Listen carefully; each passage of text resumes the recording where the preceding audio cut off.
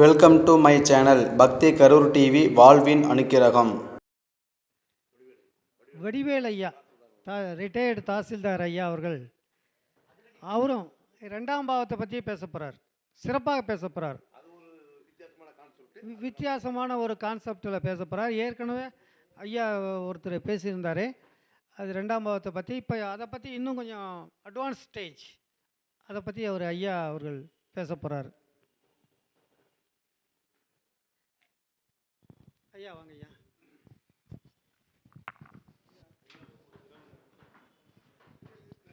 வாழப்பாடி ஜோதிட ஆராய்ச்சியாளர் சங்கத்திற்கு எனது மனமார்ந்த நன்றியை தெரிவித்துக் கொள்கிறேன்.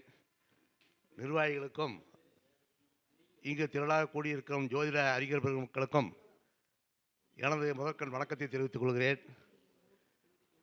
என்னை மாலை நேரத்திலே எனக்கு பேசுகின்ற வாய்ப்பினை கொடுத்த ஜோதிடர் நலசங்க வாழப்பாடி சங்க நிர்வாகிகளுக்கு மீண்டும் ஒரு முறை நன்றி தெரிவித்துக் கொள்கிறேன். நான் இந்த கூட்டத்திற்கு இரண்டாவது முறையாக, போன முறை தான் நான் முதலாக வந்தேன். தோழர் ரவி ஜெயக்குமார் அவர்கள் தான் என்னை அழைத்து வருகிறார்கள். அவர்தான் இந்த மாதமும் எனக்கு அழைத்து வந்தார்கள். கண்டிப்பாக அவர் எங்கே போனாலும் அவர் கூட என்னை கூட்டிக்கிறாரு. நானும் அவருக்கு உற்றத்துணையாக இருந்து அவரோட பயணிக்கிறதுல நான் பெருமைப்படுகிறேன். மற்றபடி இன்றைக்கி பல்வேறு ஜோதிடர்கள் பல்வேறு கருத்துக்களை எல்லாம் உங்களிடையே தெரிவித்தார்கள். நானும் எனக்கு தெரிந்த இந்த இரண்டாம் பாவத்திலே திருமண கொழுப்பினை எப்படி இருக்கும் என்பதை ஒரு சில செயல்பாடுகளை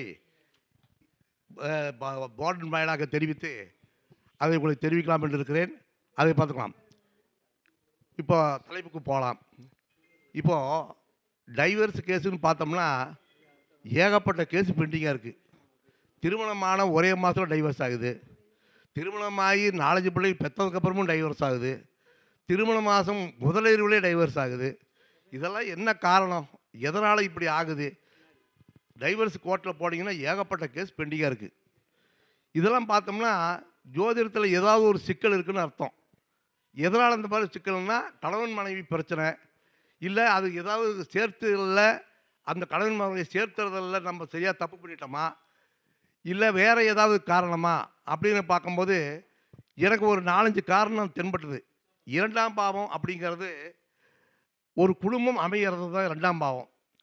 ரெண்டாம் பாவம் அப்படிங்கிறது தனம். அதுதான் பேங்கும். வருமானம் என்ன சொல்லுதோ அதுதான் தனம், பேச்சு, குடும்பம். ரெண்டாம் பாவம். இந்த ரெண்டாம் பாவத்தில் இத்தனை விஷயம் இருக்குது. இதில் திருமண கொழுப்பினை எப்படி இருக்குதுங்கிறத நம்ம இப்போ ஒரு சில ஜாதகம் போட்டு பார்ப்போம். அந்த கிரக அமைப்பு மட்டும் போட்டு பார்த்து சொல்லிட்டோம்னா உங்களுக்கு ஒரு விளக்கமாக இருக்குங்கிறது சொல்லிடுறேன். இப்போ முதலாவதாக இப்போது தனுசு லக்கணம் போட்டுக்கிறேன். 2ல் சனி இருக்குது. 2ல் சனி ஆட்சி. இந்த குடும்பம் இவருக்கு எப்படி இருக்கும்? இந்த சனி நல்ல நிலைமையில் இருந்தால் நல்லாயிருக்கும். இதே அட்டமாதிபதி சாரம் ஆகக்கூடாது. எந்த ஒரு லக்னத்தில் குடும்பாதிபதி 2ஆம் அதிபதி அட்டமாதிபதி சாரம் வாங்கினா அந்த குடும்பத்தில் ஒரு பிரச்சனை இருக்குதுன்னு அர்த்தம், ஒரு பஞ்சாயத்து இருக்குதுன்னு அர்த்தம். ஓகேங்களா? இதில் இதில் என்ன நட்சத்திரம் இருக்குது? அட்டமாதிபதி நட்சத்திரம் திருவோணம் இருக்கா? 1, 2, 3 பாதம் 4 பாதம் இருக்கா? ரைட். இந்த சனி 1ஆம் பாதத்தில் வாங்கிச்சுன்னா D9 எங்கே இருக்கும்? D9 எங்கே இருக்கும்? மேசத்தில் இருக்கும். மேசத்தில் என்னவா இருக்கும்? இந்த சனி நீச்சமாயிடும். அப்போ குடும்பத்தில் ஒரு பிரச்சனை இருக்குன்னு அர்த்தம். அப்போ ஒரு கிரகத்தில் 2ஆம் அதிபதி அட்டமாதி சாரமாகனா அது நீச்சத்துக்கு போயிடும். நீச்சத்துக்கு போனாவே அது க்ளீனாக டைவர்ஸுக்கு தான் போகும். குடும்பம் சிறப்பு இருக்காது. அது கொஞ்ச நாளைக்கு அந்த குடும்பம் அமையும். 2ல் ஆட்சி பெற்றதுனால அந்த குடும்பம் அமையும், பொருளாதார வசதி இருக்கும். ஆனால் கணவன் மனைக்குள்ள ஒரு கருத்து வேறுபாடு இருக்கும். அது கோர்ட்டுக்கும் போகும், மற்றபடி போகும். இந்த 2ஆம் அமைப்பை ஒரு சுபகிரகம் பார்த்தாலோ, ஒரு சூரியன் இது குரு பார்த்தாலோ அந்த அமைப்பு சற்று விலகிறதுக்கு வாய்ப்பு இருக்குது. இது ஒரு கான்செப்ட். ஓகேவா? இதே 2ல் சனியை வச்சுக்கிட்டு இதை தனுசு லக்கணத்துக்கு 2ஆம் அதிபதியும் 3ஆம் அதிபதியும் சனி தான். ஓகேங்களா? இந்த 2ஆம் அதிபதி இந்த லக்கணத்துக்கு 3 இருந்தா, 2ஆம் அதிபதி சனி 3 இருந்தால் தைரியசாலி, பராக்கிரமசாலி. அதே சனி இங்கே 2ல் இருந்தால் அவன் பயந்தாங்குடி. எதுக்கும் ஒரு தீர்க்கமான முடிவுக்கு வரமாட்டான். இந்த 2ல் அவன் வந்து மற்றவனுடைய சப்போர்ட் அவனுக்கு தேவைப்படும். அப்படிங்கிற ஒரு அமைப்பையும் இதில் எடுக்கலாம். ஒன்றாச்சா? ரைட். அப்புறம் வேற லக்கணம் போடுற பாருங்க. மீன லக்கணம். இது லக்கணத்துக்கு 2ல் சூரியன் உச்ச வீட்டில் இருக்கிறார். உச்சம்னு சொல்லி பழகாதீங்க. ஏன்னா அங்கே பாதம் போடல, நட்சத்திரம் இது 10 டிகிரிக்குள்ளே தான் உச்சம் வாங்கும். 5 டிகிரி போடல, 20 டிகிரி போல் டிகிரியில் உச்சம். 2வதுல உச்சம் இருக்கிறதுக்கு. இப்போ 2வது இதில் ஒரு கிரகத்தை உச்சம் இருந்து ஒரு திருமணம் நடந்ததுன்னா, உச்ச கிரகத்தில் திருமணம் நடந்தாவே ஒரு பிரச்சனை இருக்குதுன்னு அர்த்தம்.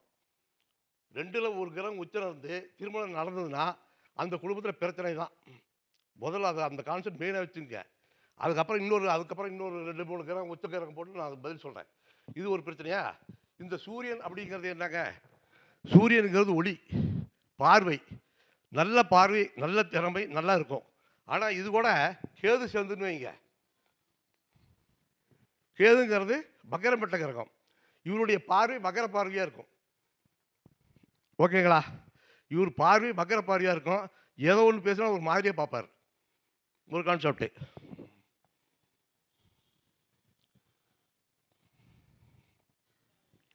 அடுத்து இந்த லக்கணம் போடுற பாருங்க. இந்த லக்கணத்துக்கு சூரியன் 2ல் இருக்கிறார். 3ஆம் அதிபதி 2ல் இருக்கிறார். இந்த லக்கணத்துக்கு அட்டமாதிசாரம் வாங்கக்கூடாது. அட்டமாதிசாரம் வாங்கினோம்னா இங்கே என்ன ஆகுதுக்கு? பூசம். பூசம் 1 2. இப்போ பூசம் 2 வாங்கினோம்னா எங்கே வரும்? பூசம் 3 வாங்கினா எங்கே வரும்? துலாமில் வரும். நீச்சமேடுதா? நீச்சமேடுதா? ஓகே. நீச்சமாச்சுன்னா திருமணத்தில் ஒரு பிரச்சனை இருக்குன்னு அர்த்தம். இதே வந்து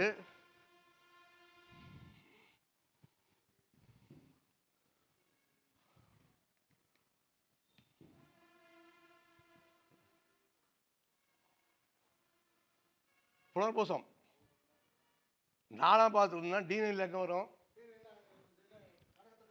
இதிலே வர்க்கோத்தமாயிரும். ஓகேங்களா? டீனிலையும் ராசிலையும் ஒரே இடத்துல இருக்கும் சூரியன். இந்த பாதகாதிபதி 7ஆம் அதிபதி பாதகாதிபதி. அந்த பாதகாதிபதி வந்து இந்த இடத்துல வந்து வலுப்பெறார். சூரியன் பாதகாதிபதி வலுப்பெற்றாவே அதில் ஒரு பிரச்சனை இருக்குன்னு அர்த்தம். அதே மாதிரி 8ஆம் அதிபதி சாரம் வாங்கினாலும் அங்கே ஒரு பிரச்சனை இருக்கும். குடும்பத்தில் பிரச்சனை உண்டாகும். இதுவும் டைவர்ஸ் கேஸ் தான் போகும். ஓகேங்களா? இதுலேயே என்ன ஒரு பிரச்சனை இருக்குன்னா,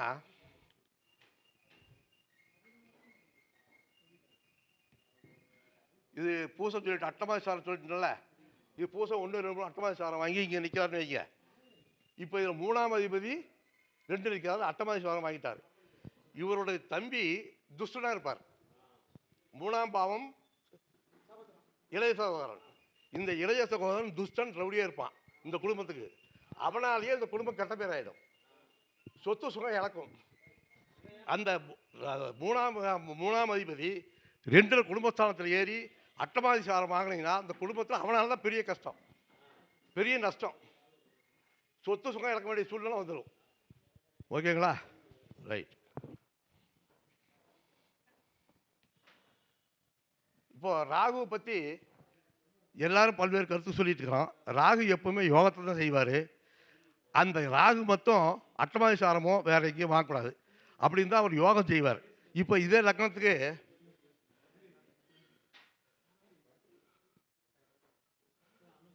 அவர் நின்ற அதிபதி 6 8 12க்கு போகிறார்.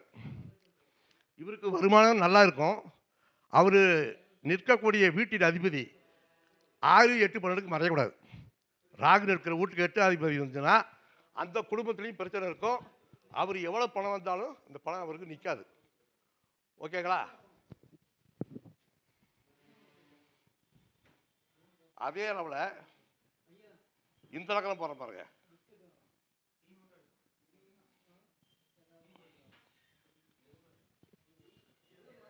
இந்த லக்னத்துக்கு ராகு 10ஆம் பாவத்தில் இருக்காரு. தொழில் நல்லா செய்வார்.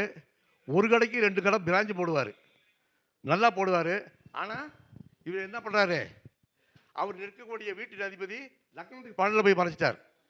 எவ்வளோ வியாபாரம் பண்ணாலும் கடைசியில் நஷ்டம் தான் வரும். எவ்வளவு வியாபாரம் பண்ணாலும் எத்தனை பிரான்ச் போட்டாலும் கடைசியில் கையில் காசு இருக்காது. ஓகேங்களா? அந்த ராகு நின்றான போய் 6-8 பன்னெண்டுக்கு போகக்கூடாது. அது தொழிலில் போனால் வருமானம் வரும், 2ல் இருந்தால் குடும்ப பேச்சு துணையில் வருமானம் வரும், பொருள் வரும். ஆனால் 8ஆம் அதிபதி போகக்கூடாது. ராகு 2 அதிபதி 8, 6, 8 பன்னெண்டுக்கு போகக்கூடாது. ஓகேவா?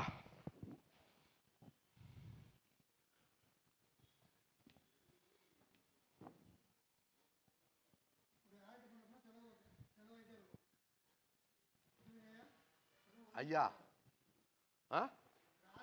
ராகு என்ற வீட்டதிபதி 6, 8 பன்னெண்டுக்கு போகக்கூடாது. செலவாயிட்டே இருக்கும். ஆனால் அவர் எந்த வீட்டில் இருந்தாலும் யோகத்தை தான் செய்வார். 2ல் இருந்தால் வருமானத்தை கொடுப்பாரு, 3ல் இருந்ததுன்னா சகோதர உறவு நல்லாயிருக்கும், 4ல் இருந்தால் சொத்து சுகம் வண்டி வாகனம் சேரும், எங்கே இருந்தாலும் யோகம் செய்யும். ஆனால் வீட்டதிபதி நல்ல நிலைமையில் இருக்கணும். வீட்டு அதிபதி 6, 8 பன்னெண்டு போய்ட்டால் தீர்ந்து போச்சு. எல்லாம் அப்படியே உள்டாப்பாக போயிடும். எப்படி இருக்கலாம்? எப்படி இருக்கீங்க உங்களுக்கு? அப்படிதான் பண்ணிட்டு இருக்கோம். சொன்ன கருத்து சரியா போச்சுக்கலாம். இப்போ பாருங்க, கன்னி லக்னம் போட்டுக்கிறேன். இதுல 2ஆம் அதிபதி சுக்கிரன் உச்ச வீட்டில் இருக்கிறாரா? 3ல் போகலாம், 6, 8 பன்னெண்டுக்கு போகக்கூடாது. 3, 6 கூட போகலாம், தப்பு இல்லை. 8 பன்னெண்டுக்கு போகக்கூடாது. 3, 6 கூட அது உபஜெயம் போயிடுது. ஒன்று போனாலும் தப்பிச்சுக்கலாம். 8 பன்னெண்டுக்கு போகக்கூடாது. சுத்தமாக அதுதான் முக்கியம். அதுதான் மறைவு ஸ்தானமும் கூட. ஓகேங்களா? அப்புறம் அடுத்து இது பாருங்க, கன்னி லக்னம் போட்டுக்க பாருங்க. இது சுக்கிரன் உச்ச வீட்டில் இருக்கிறார், 2ஆம் அதிபதி உச்சம். இப்போ திருமண வாழ்க்கை எப்படி இருக்கும்? எப்படி சார்? எப்படி சொல்றீங்க? சுத்தமாக ஒரு கிரகம் உச்சம் இருந்தால் மூலத்திரம் பாதிக்கும். வாங்கிட்டு சொன்னது கரெக்டு. கண்டாந்தர நட்சத்திரம் ஏறக்கூடாது. கண்டாந்தர நட்சத்திரம் தான் சூரியன் உச்சம். ரேவதி 4ஆம் பாதம். அதான் சொல்ற கண்டாந்தர நட்சத்திரம். சுக்கிரன் உச்சம் வந்து சேவதி 4ஆம் பாதம். நான் எப்போ சொன்னாலும் பாதம் டிகிரி போடாமல் உச்ச கிரகம்னு சொல்ல மாட்டேன். உச்ச வீட்டில் இருக்குதான் சொல்லுவேன். இப்போ தான் உச்ச கிரகம் உச்சம்னு சொல்கிறேன். ஓகேங்களா? கண்டாந்த நட்சத்திரம் ஏறிச்சுன்னா உடனே முதலில் டைவர்ஸ் ஆகிடும். சுக்கிரன் உச்சம் திருமணம் பண்ணோம்னா ஃபர்ஸ்ட் நைட்டு 1 மாதம் டைவர்ஸ் ஆகிடும். ஓகேங்களா? கண்டாந்த நட்சத்திரம் மட்டும் ஏறக்கூடாது. 2ஆம் கிரகமாகட்டும் 7ஆம் கிரகமாகட்டும், அஸ்வினி ரேவதி அஸ்வினி, மூலம் இது மூலம் இல்லை மகம் புனர்போசமா புதன் நட்சத்திரமும் கேது நட்சத்திரமும் அது 6 இருந்தால் கண்டாந்த நட்சத்திரம் அதில் ஏறக்கூடாது. 2ஆம் அதிபதியும் 7ஆம் அதிபதியும் ஏறினோம்னா குடும்பம் விரிசல். ஓகேவா? இது முதல். ஓகே,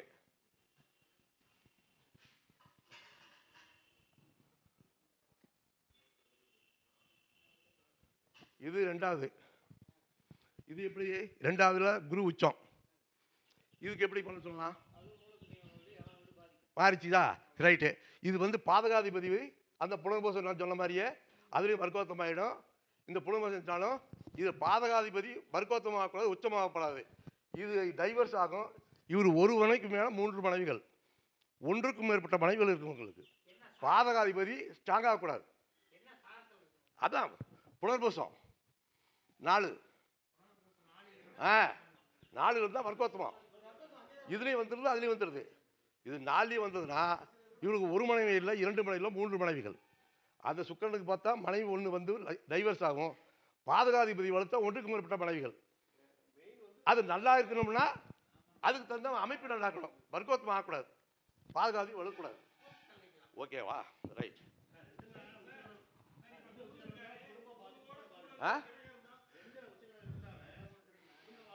ஆமாம் ஆமாம் சொல்றீங்களா சார்? யார் புரியுமா? அவன் பேசுறீங்க, சொல்லுங்க. என்ன சார்? அந்த கூட 2 கிரகம் இருந்தால் அது எத்தனாவது வீட்டு அதிபதி? அது அவருக்கு சாதகமா இருக்குதா? ஆமா, நான் 2ஆம் வீட்டை பற்றி தான் பேசிட்டு இருக்கிறேன். அந்த உச்ச கிரகத்தை பற்றி தான் பேசுகிறேன். அதில் வேற பலன்னா அது இன்னும் ஆராய்ச்சி தான் பார்க்கணும். வேற பலன் சேர்ந்தால் அது எத்தனாம் வீட்டு அதிபதி, அதெல்லாம் வேற விஷயம். அது 8ஆம் அதிபதி, 6ஆம் அதிபதி 8 இருந்தால் சிக்கல், 8ஆம் அதிபதி வீட்டில் இருந்தால் சிக்கல், கேது போட்டாலும் சிக்கல், ராகு போட்டாலும் சிக்கல். நான் இருக்கிற மேட்டை சொல்லிட்டேன். அதுக்கப்புறம் நம்ம பிரித்து பேசிக்க வேண்டியதான். ரைட். இப்போ திருமணத்தில் யாரு அதிகமான நகை போட்டு வாங்கவா, யார் வரதட்சணையோட வருவா, யார் வரதட்சணையோட வரமாட்டாங்கன்னு பார்த்துருவோம். ஓகேவா? ஒன்றா போடுறேன். இப்போ இது என்ன லக்கணம்? கனி லக்கணம். இது 4 செவ்வாய். 1 2 3 4 இதில் போட்டுங்க. இதில் போட்டு கேந்திரத்தில் செவ்வாய் உச்சம், உச்ச வீட்டில் இருக்குது. ஓகேங்களா? இந்த செவ்வாய் உச்சம்னா 40 பவுன் நிலப்பணத்தோடு தான் கல்யாணம் நடக்கும். ஆனால் அட்டை சாரம் வாங்கக்கூடாது. வாங்கக்கூடாது. வாங்காமல் இருந்ததுன்னா இந்த நாளில் உச்ச வீட்டில் கல்யாணம் நடந்ததுன்னா கேந்திரத்தில் இருந்துச்சுன்னா 40 பவுன் டு 50 பவுனு. இதே ஆட்சியாக இருந்தால் 30 டு 30 20 டு 30. இதே அஸ்தங்கம் இதாக இருந்ததுன்னா 10 பவுனு. அதே வந்து நீச்சம் ஆயிடுச்சுன்னா நம்ம தான் போட்டு கல்யாணம் பண்ணிட்டு வரணும். நாம தான் கல்யாணம் பண்ணிட்டு வரணும். செவ்வாய் வந்து நீச்சம் ஆயிடுச்சுன்னா, புரியுதா? நாம தான் கல்யாணம் போட்டு வாங்கிட்டு பண்ணிட்டு வரணும். இந்த மாதிரி தான் அமைப்பு. அதே மாதிரி செவ்வாய் உச்சமாக இருந்தான்னா 3 4 சகோதரர்கள். அதே மாதிரி செவ்வாய் ஆட்சி இருந்தால் 2 3 சகோதரர்கள் இருப்பாங்க, 2 3 புத்தர்கள் இருப்பாங்க. அதே மாதிரி செவ்வாய் நீச்சம்னா ஒரே ஒன்று தான் வரும். அது மருத்துவத்து மூலமாக தான் வரும். இது ஒரு கான்செப்ட். நீச்சம்லாம் சொல்லவில்லை, உச்சத்தில் கேந்திரத்தில் உச்சம். நீச்சம்னா தான் குடும்பம் போச்சே, குடும்பம் நிற்கக்கூடாது, நீச்சம் ஆகக்கூடாது. நீச்சம் ஆச்சுன்னா கம்மியாக வரும், நகை நாட்டு போட மாட்டாங்க, நகை கம்மியாக வரும். நம்ம தான் போட்டு கல்யாணம் பண்ணிக்கணும். உச்சக்கரகம் ஒன்று நீச்சமாச்சுன்னா. ஓகேவா? உச்ச வீட்டுக்கு உண்டான பலன், ஆட்சி வீட்டுக்கு ஒரு பலன், நீச்ச வீட்டுக்கு ஒரு பலன். ஓகே. ஆமாம், இந்த 2ஆவது எப்போவுமே ஒரு உச்சக்கரகத்தில் இருந்ததுன்னா சார் சார் நேரத்தில் போட்டாலும் அட்டமாதி சார். இது வந்து இங்கே இருக்கிறது பூராமே எந்த லக்கணம் போட்டாலும் அட்டமாதி சாரம் வரும், கண்டாந்தர சாரம் வரும். எந்த லக்கணம் போட்டாலும் சரி அப்படி தான் இருக்கும். சரி, எப்படி போட்டாலும் சரி, மேச லக்கணம் போட்டுங்க, சுக்கரன் போட்டுங்க.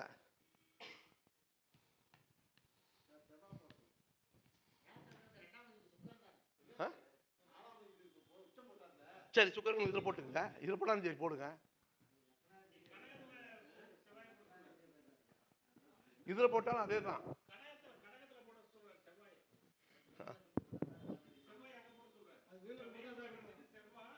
இது செவ்வாய் நீச்சம். நீச்சம்னா நான் சொன்ன பத்தாடு தான் வரும். அதான் செவ்வாய் நீச்சமான தான் வரும். அது இந்த சுக்கரன் தானே 2ஆம் அதிபதி. இதுதான் குடும்பத்தில் நடத்தக்கூடிய அர்த்தம். இந்த குடும்பம் நல்லா இருந்ததுன்னா நல்லா இருக்கும். செவ்வாய் வந்து நீச்சமாக இருக்கிறதுனால நகை நட்டு கம்மியாக வரும். அது அதிபதியாக இருந்தால் தானே அது மாதிரி 7ஆம் அதிபதியாவோ 2ஆம் அதிபதி இருந்தால் தானே அது பேச்சு வரும். ஓகேவா? நான் தான் ஒவ்வொரு லக்கணத்துக்காக நான் போட்டு சொல்லிட்டேன்ல, ஒவ்வொரு லக்கணத்துக்காக நான் போட்டு சொல்லிட்டேன்ல. 8ஆம் சாரமாகக்கூடாது, அண்ணாந்த நட்சத்திரம் ஏறக்கூடாது. அது இல்லாமல் இருந்தால் குடும்ப வாழ்க்கை சிறக்கும் அப்படிங்கிறது இப்போ தாழ்மையான கருத்து. ஓகேவா? எப்போவுமே ஒரு உச்சக்கரகம் இருந்ததுனாவே நவீன ஜோதிட சிந்தாமணின்னு ஒரு பாட்டு இருக்கு. ஓகினும் உயிர்க்கு இரண்டில் உச்சமாய் கோளும் நிற்க, உச்சமாய் கோளும் நிற்க பார்ப்புகள் துணைவியை விளக்கி சீயன விளக்கி பூங்குழலில் பேசியை ஆசையுடன் சேருவான் அப்படின்னு இருக்கு ஒரு பாடல். அது நவீன ஜோதிட சிந்தாமணியில் 2ல் உச்சம் இருந்தனாவே அது வந்து அந்த பாடல் அவனுக்கு எப்போவுமே அது ஒழிச்சிட்டு இருக்கோம். அந்த குடும்பம் போச்சுன்னா இன்னொருத்தையும் சேர்த்திக்குவான். அந்த மனைவி போனாலும் சரி, மனைவி இருந்தாலும் சரி, டைவர்ஸ் ஆனாலும் அவன் ஒரு வேசியை அவன் தொடர்ந்து அவன் வேசியோட சேருவாங்கிறது அந்த பாடல். ஓகே, சரி. இப்போது மினிமம் பேலன்ஸில் யார் கை வைப்பாங்கன்னு பார்க்கணும். ஏன் சார் மினிமம் பேலன்ஸில் கை வைக்கிறான் யார்? Bank account. இப்போது 2 தான் பேங்க் அக்கௌண்ட்டு, 2 தானே பேங்க் அக்கௌண்ட்டு.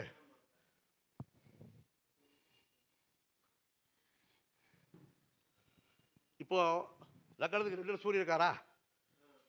இந்த சூரியன் வந்து விரையாதிபதி சாரம் வாங்கக்கூடாது.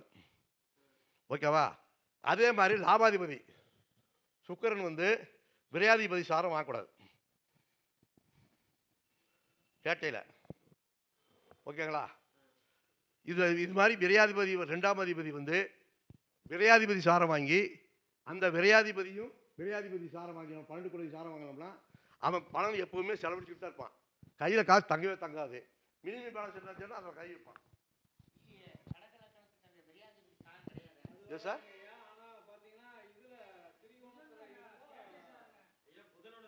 இங்கே இங்கே இங்கே ரைட்டு. இதில் வச்சுங்க. எதா இருந்தாலும் சார், 2ஆம் அதிபதி விரையாதிபதி சாரம் வாங்கக்கூடாது, லாபாதிபதி விரையாதிபதி சாரம் வாங்கக்கூடாது. வாங்கினா கையில் காசு தங்காது. அது நீ எங்கே வேணாலும் போட்டுக்கங்க. எப்படி செலவு பண்ணாலும் செலவு பண்ணி போடுவான். அவங்கள காசு தங்கவே தங்காது. மினிமம் பேலன்ஸில் கை வச்சுருவான். புரியுதா? இது நீ எந்த இலக்கணத்துக்கு போட்டுக்கிட்டு எப்படி பார்த்தாலும் சரி, 2ஆம் அதிபதி எப்படி பண்ணாலும் சரி, விரையாதிபதி சாரம் வாங்கினோம்னா மினிமம் பேலன்ஸில் கை வைக்காமல் இருக்க மாட்டான். ஓகேவா? புரியுதா? நீ எப்படி வேணாலும் மாற்றி மாற்றி போட்டுக்குங்க. இது 2ஆம் அதிபதியை பொறுத்த வரைக்கும் இந்த எங்கே லக்கணம் போட்டாலும் ஏதாவது ஒரு கோளாறு நின்று தான் இருக்கும். உபய லக்கணத்துக்கு 2ஆம் குடும்பம் செட் ஆகாது சார். ஆமாம், அதான் மியூச்சமில் போட்டு கண்டாந்தத்தில் யாருக்கெல்லாம் சொல்லிட்டேன்.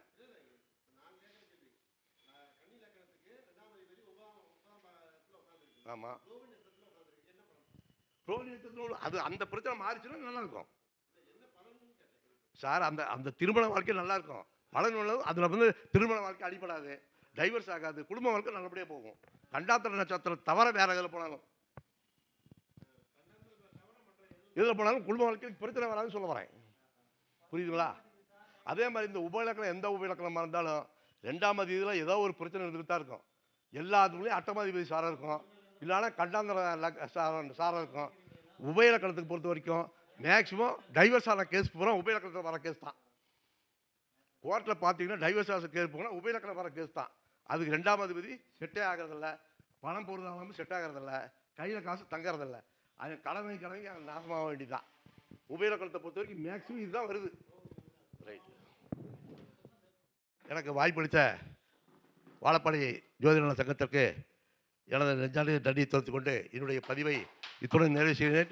மீண்டும் அடுத்த ஒரு பதிவிடை உங்களை அனைவரை சந்திக்கும் வரை விடைபெற்றுக் கொள்வது உங்கள் ஜோதிடர் அருமை நண்பர் தாசில்தார் வடிவேல் அவர்கள், மோகனூர். நன்றி, வணக்கம்.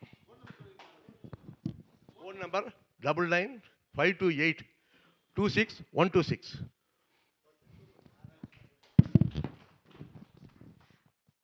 ஐயா அவர்களை பாராட்டி அவருக்கு பொன்னாடை போர்த்தப்படுகிறது.